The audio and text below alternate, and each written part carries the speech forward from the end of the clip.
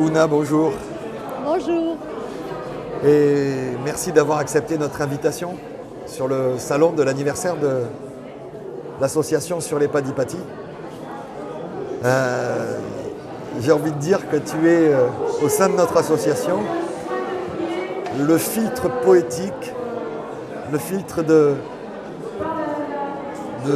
comment je dirais, de lumière poétique au travers de ton regard. Tu viens nous permettre de voyager parce que tu emprisonnes l'instant et tu en fais une merveille éternelle. Alors qui es-tu, Ouna? Tu es photographe? Artiste photographe. Artiste photographe. Parce que la photographie, elle est loin d'être de cette façon. Voilà. Depuis combien de temps tu fais de la photo? J'ai toujours fait de la photo. Toute ta vie? Toujours. Sauf que j'avais pas conscience de ce que je prenais. Ça a toujours été une évolution, en fin de compte. J'ai été dans l'art un petit peu. Avant, j'adaptais, je trouvais les endroits. Cet endroit me plaisait par rapport à la nature, beaucoup la nature. Et puis j'ai cherché la personne pour la mettre dedans. Et là, j'inventais une histoire. D'accord. Donc j'adaptais la personne dedans, le lieu que j'avais trouvé, souvent avec la nature. Donc. Mais aujourd'hui, c'est pas ça. Aujourd'hui, je dois m'adapter à la personne. D'accord. Je rentre dans sa vie, je m'adapte à sa vie. Et je montre la lumière qu'elle a à l'intérieur d'elle. Voilà. J'ai l'impression qu'au travers de certaines de tes œuvres, où tu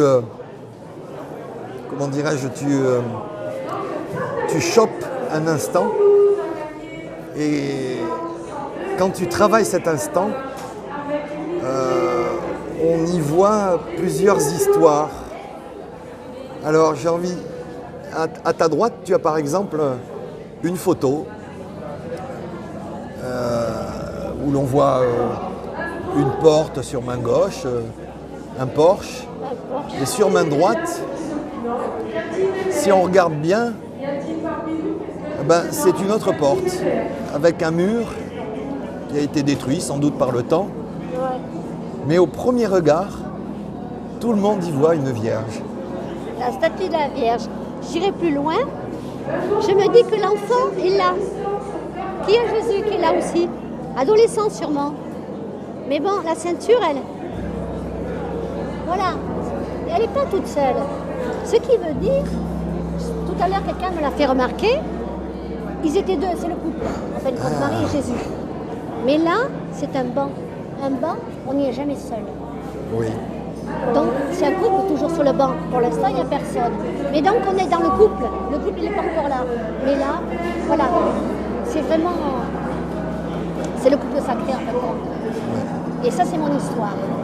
Ton histoire. Parce qu'avant ça, il y a eu celle-là. Waouh. Et donc, ça, c'était à Auch. J'habitais juste à côté. C'était à côté de la route, cette statue. Et tous les jours, je pensais à côté, je me disais, un jour, il faut que je la prenne en photo, cette Vierge. Et donc, on voit bien la Vierge, et elle est entourée, elle est protégée, en fin de compte. Ici, il y a un chemin, c'est l'hiver. Il y a le chemin, ça veut dire qu'il y a un chemin à faire. Ça me fait penser au buisson ardent, presque. La nature est toujours présente. Et c'est l'hiver. Et elle attend. Elle prie, elle attend. Et après, ça c'était toute une suite. Ces photos, elle est quand même de 98 ou 98-99. Il y a eu 6 mois entre ces deux photos. Et au Portugal, je suis allée en voyage. Et là, j'ai pris cette photo par rapport à ce Porsche et puis le banc. Mais ça, je n'avais rien vu, je ne vois jamais rien. Comment dire, quand je prends la photo, je ne me rends jamais compte. Je sens qu'il y a quelque chose. On m'y emmène en fin de compte. Mais ce n'est qu'après que je découvre. Et alors donc, j'avais pris par rapport au banc, j'aimais beaucoup. Ça, c'était au Portugal, à donc au parc de Montserrat, à Sintra. Et alors donc, ce qui s'est passé, on se retrouve encore là. Voilà, il y a un passage à faire. Je l'ai appelée la tante de Marie. C'est comme si elle attendait que les fidèles viennent s'asseoir. Mais il n'y a personne. Et en fin de compte, il y a un passage à faire, et s'asseoir et l'écouter. Et c'est l'été. On est dans... voilà, la nature s'est épanouie. Ça, c'est un ficus énorme. Les lianes du ficus qui se trouvent là derrière, immense, qui fait ça la ceinture de Marie. C'est une liane qui passe derrière l'ouverture de la fenêtre. Et donc, c'est à l'apogée, c'est magnifique. Et quand je l'avais posé, ça c'est des photos argentiques, ce qui fait que je les avais qu'en franche contact, ces photos. Et un jour, la photo dont je faisais partie, ils ont voulu faire une exposition avec les bancs. Je me suis dit, je savais que cette photo, un jour, je vais la faire. Je me suis dit, je vais la faire pour le banc. À ce moment-là, je l'ai travaillé avec Photoshop, on me l'a scanné et je l'ai travaillé. Et je n'avais toujours pas vu la Vierge. À un moment, je l'ai montré à un ami et puis il me dit mais tu as vu qu'il y avait une Vierge là et qu'il y avait une statue? Je lui dis, mais non, arrête tes bêtises, non, il n'y a rien. Arrête tes bêtises, Alain, je me moquais de lui. Et en fin de compte, je me repousse parce que de près, on ne voit jamais rien. Il faut toujours être de loin pour voir tout ce qui apparaît.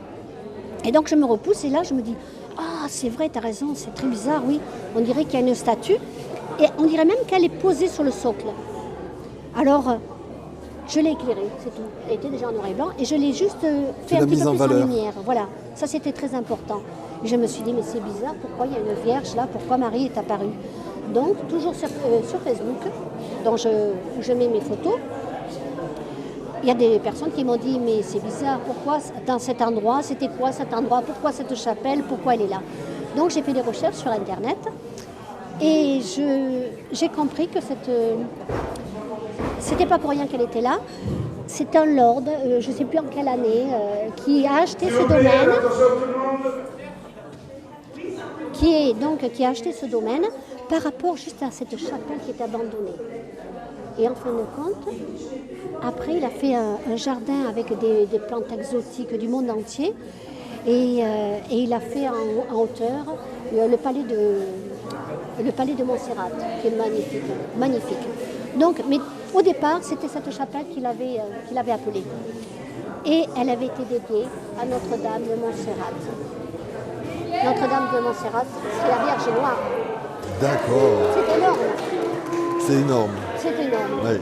On se dit, c'est pas possible, parce que le Portugal est très important, en plus pour moi, parce que ça va peut-être être un petit peu intime, mais mon premier amoureux, c'était un Portugais.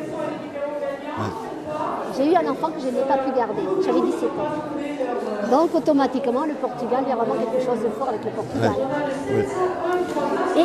Et après, les personnes me disaient, mais alors, tu as fait 2 photos, il va en avoir une troisième, et j'avais 203. Je dis, bon, je cherchais, je me disais, qu'est-ce que je vais faire comme photo avec Marie? Et puis alors j'ai réfléchi, je me suis posé des questions. Et en fin de compte, 1 an et à peu près 3 mois, un truc comme ça, j'ai vécu une NDE.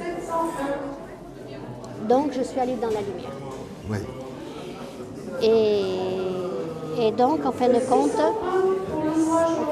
c'est mon expérience qui disait, Marie me disait, prends le chemin, fais le chemin, fais le passage. Et après, tu iras dans la lumière. Bon, le banc, il attend toujours. Mais en attendant, il fallait faire le passage. Et après, j'étais dans la lumière. Et cette lumière que j'ai reçue, en fin de compte, il y avait des guides en haut, il y avait une chaise. C'était pas un banc, c'était une chaise, toute seule. Je suis rentrée dans la lumière, direct. C'était une lumière d'amour, on ne peut pas la décrire ici, c'est impossible. On fait partie de la source, on fait partie de la lumière, c'est rempli d'amour et il n'y a plus de séparation. Et on est rempli de cet amour. Oh, c'est énorme. On ne peut pas l'expliquer ici. Et donc il y avait une chaise, je me suis assise. Et il y avait des êtres qui étaient là, avec des formes blanches, qui me parlaient. Et ils me disaient, c'est bien, tu as fait ce qu'il fallait, tu peux être fier de toi. Et moi, je me disais, enfin, je suis à la maison. Ça, c'est la première phrase qui vient dans la tête quand on rentre là-dedans. Enfin, je suis à la maison. Et je restais là sur ma chaise en train de les écouter. C'est une extase, en fin de compte. Il n'y a plus rien qui existe. Il n'y a plus rien. C'est la grâce. Et de l'autre côté, comme j'ai vécu cette N2, c'est avec mon thérapeute. Donc, ce n'est pas par rapport à un coma. Je l'ai vécu. J'avais revécu une ancienne vie où je m'étais suicidée, je m'étais pendue. Et là, il m'avait fait monter l'escalier. J'avais ouvert la porte, je me suis retrouvée sur ce plan-là. J'étais dans un moment de ma vie où j'étais prête à me mettre la corde au cou. Et donc, c'était ma mission, c'est ça, c'est passer par la photo et transmettre cette lumière que j'ai eue. Donc, je ne pouvais pas partir, je suis venue ici pour faire ce travail-là. Mais Donc, grand bonheur un grand bonheur, c'est un grand bonheur pour nous. Pour apporter cet amour dont j'ai été imprégnée. Voilà, donc qui m'a aidé à tenir le coup parce que c'était très difficile, très très dur. J'étais maman de 4 enfants dont je devais me battre pour les garder, ne pas les... même si c'est difficile, c'est toujours très difficile. Mais en attendant, c'était ce travail qu'il y avait à faire, c'était être reconnue en tant que mère et s'occuper, comment dire, ne pas détruire les enfants que j'avais eus avec mon ex-mari. Donc en 10 ans, j'ai eu des procédures en justice, donc je me suis battue face à l'autorité. Et c'est pour ça que j'ai vécu ça. C'était une façon de me dire, non, il faut que tu continues, tu n'as pas le droit. Et tu as quelque chose à faire ici. Voilà, ça, tu n'as pas le droit de t'en aller, c'est trop facile. Comme c'est vrai que souvent, sur ce plan-là, on a beaucoup de mal. On a du mal. Et aujourd'hui, à le vivre. tu rayonnes, aujourd'hui. Et aujourd'hui, parce que je suis dans ma... C'est mes tripes, c'est ma vie. Ça. Oui. Alors, est-ce que tu peux nous présenter? Alors, on va peut-être pas tout présenter. L'ange de Marie-Madeleine. Mais bon, parce que sur le stand, tu présentes tous tes clichés. Ça, c'est Mira, la peintre spirituelle.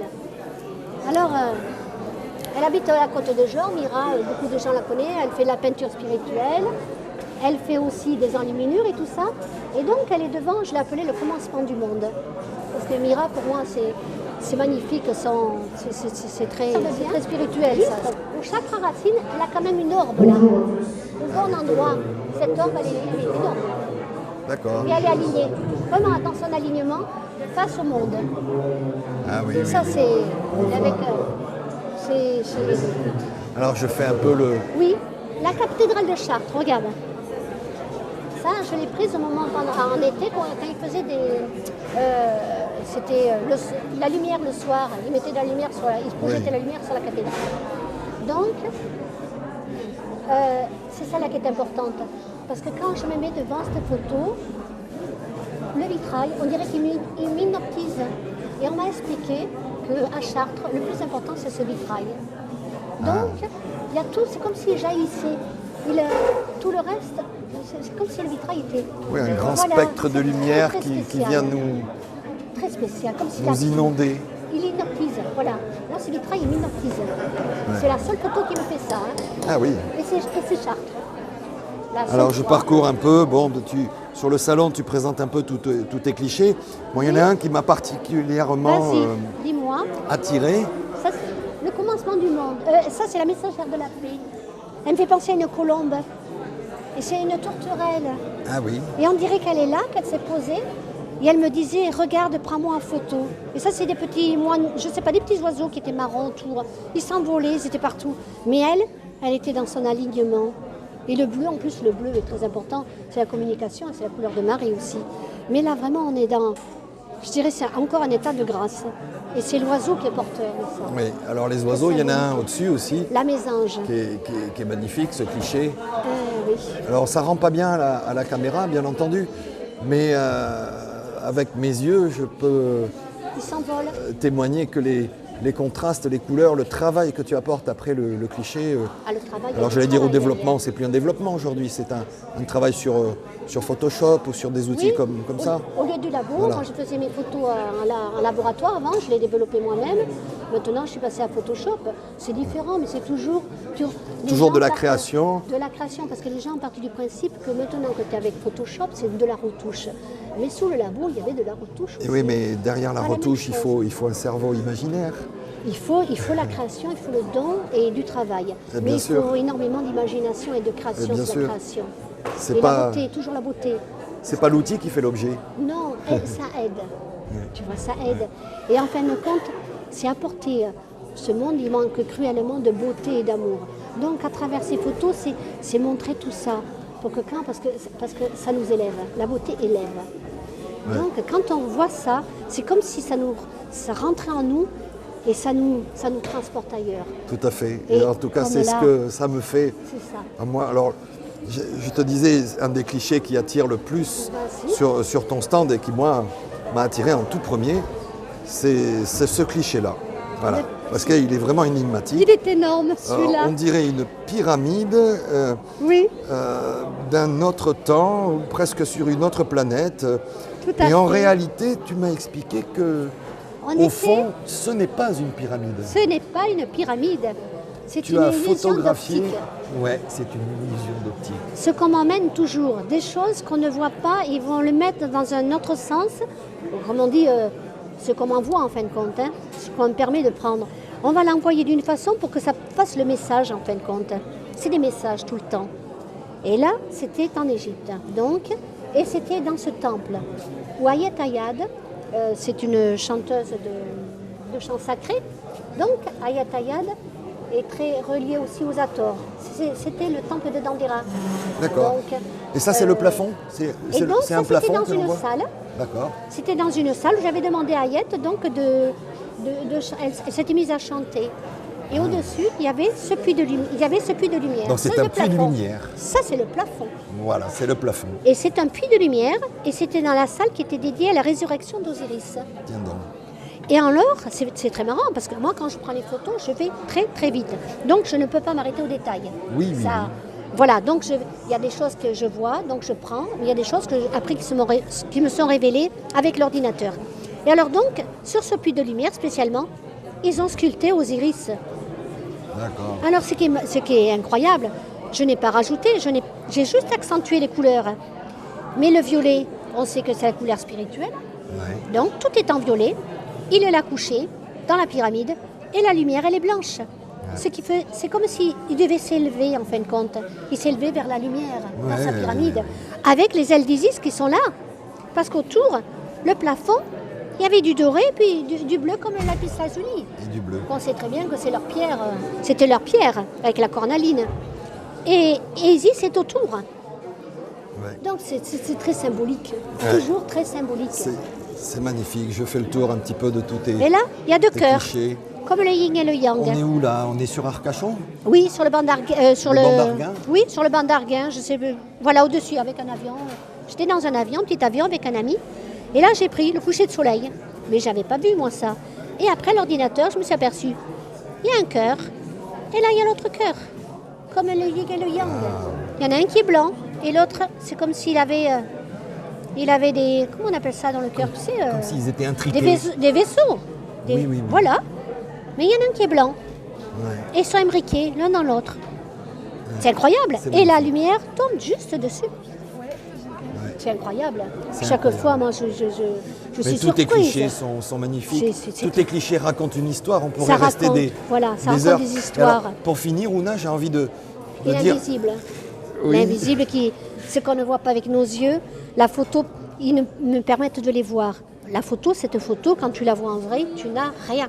Tu n'as qu'un plan un espace de nature. C'était le matin très tôt.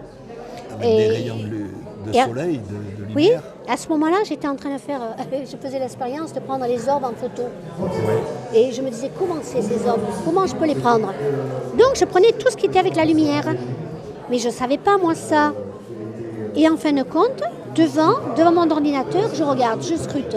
Et je vois, je me suis dit, mais il y a quelque chose là-dedans. Alors, à un moment, je me suis aperçue qu'il y avait un être qui était là. Donc, je l'ai fait ressortir. Il a un chapeau pointu, il a deux yeux là. Et on dirait que c'est ses genoux devant. Il est appuyé, il est assis là, avec ses genoux devant lui. Mais il a un drôle de regard.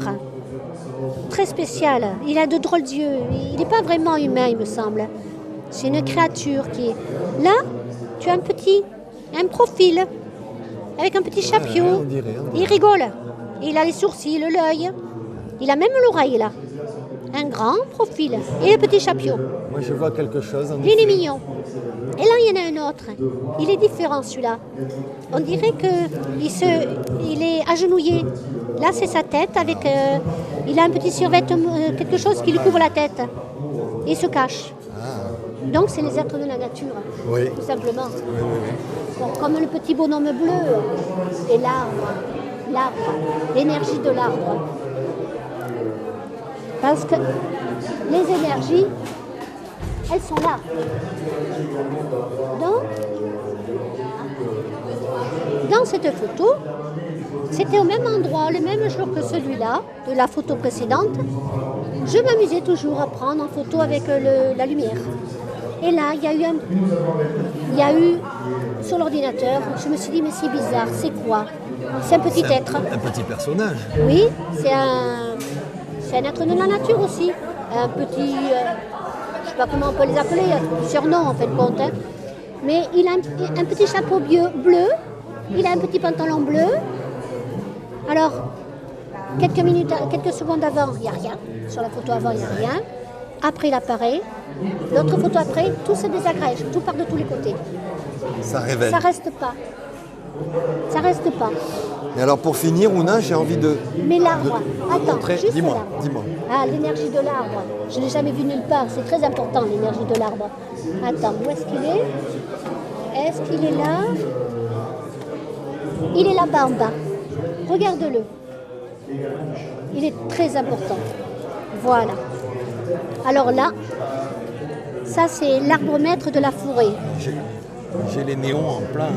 Et là, tu arrives à voir comme ça? Ouais, là ça va à peu près. Voilà. Donc, beaucoup de gens me disaient, c'est du brouillard ce que tu as pris et tout. Ouais. Non, j'ai pris plus d'une vingtaine de photos. Je ne l'ai que sur 2 clichés. Donc 6 secondes avant, il n'y a rien, il n'y a que l'arbre. 7 secondes après, il n'y a plus rien. Et au milieu, il y a eu ça. Donc, c'est très cotonneux. Et, et ce chêne, en fin de compte, ce plus bel arbre de la forêt, il m'a donné son énergie, il m'a montré son énergie. J'ai cherché partout, je ne l'ai jamais vu ailleurs. Et il est magnifique. Oh, il est magnifique. Il a même sa femme derrière. Il y a un platane où les racines, elles s'entortillent. Tu sais, il a ses racines, elle a ses racines, et ils sont ensemble. C'est sa femme. Ils se mélangent. C'est très beau, c'est le couple. Elles font l'amour. Avec le ruisseau là, qui passe par terre, en bas juste, tu as le ruisseau. C'est énorme. Et alors, Ouna, Voilà. pour finir ce petit interview, Oui. il y a sur la gauche de ton interview, très discrètement, cette photo qui représente l'ange Gabriel, c'est ça Oui, je l'appelais l'ange de Marie-Madeleine. Et ça, c'est quand un jour je suis allée sur Paris, j'y vais très rarement. J'ai réussi à rentrer dans l'église de Marie-Madeleine. Je voulais absolument aller prendre des photos, tous les lieux sacrés.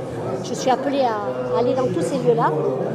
Et sur la gauche, quand on rentre, il y a cet ange qui est en hauteur. Je l'ai pris comme ça. Et après, sur Facebook, les personnes qui s'occupent de cette église, ils m'ont dit c'est l'ange au porte-encens. Mais moi, quand je l'ai vu sur mon ordinateur, quand je prends les photos, je ne vois pas les choses. Je me suis aperçue qu'il avait ça. Il avait une coupe. C'est une coupe pour moi. Et donc, je me suis dit vraiment, c'est dans l'église de la Madeleine. Il y a la coupe. Pour moi, ça représente le Graal. Donc, on est complètement dans le... Pour moi, c'est l'ange de Marie-Madeleine. Voilà. Ouais. Voilà, c'est... Et... Il est magnifique. Il est magnifique. Il a une douceur. C'est superbe. Alors, où est-ce Voilà. qu'on peut retrouver tous tes travaux? Tu as un site internet? Je suis en train de le finir. D'accord. Il est en train de se faire là, de le terminer. On mettra bientôt. peut-être dans la description de la vidéo, on mettra peut-être une adresse email ou un numéro de téléphone, Oui. ou bien pour te contacter, ou bien comment ça s'appelle ton pseudo de Facebook? Oui, c'est le mieux. J'ai une page où il n'y a que mes photos. Il y a une page Facebook. Oui. Oui. Donc c'est Ona Regard de Lumière. Je pense, je l'ai changé un petit peu, mais c'est artiste photo de l'âme. Oui, parce que voilà, c'est la photo de l'âme. Parce qu'il n'y a pas que mes photos, c'est les gens que je prends en photo. Oui. C'est leur âme en fin de compte qui se révèle. Ah, j'ai eu l'occasion de voir beaucoup de clichés de portraits, enfin pas forcément de portraits, mais de personnes que tu prends en photo, tu les mets en valeur comme j'ai jamais vu. Je ne les, Voilà. je les mets pas en valeur. Ouais, enfin, c'est mon sentiment. Voilà. C'est comprends. une valeur particulière. Tu révèles quelque chose Oui. et chacun y voit, je veux dire, au travers de son C'est leur spectre, lumière. de son. Voilà. Chacun y voit. C'est leur lumière. Ouna, je te remercie énormément. Merci pour ton enthousiasme, ta joie de vivre, ton sourire, tes yeux pétillants et le regard que tu apportes au monde. On en a besoin. Voilà. Il y a du boulot. Je te remercie, Ouna. À Merci. bientôt. Merci, Erika.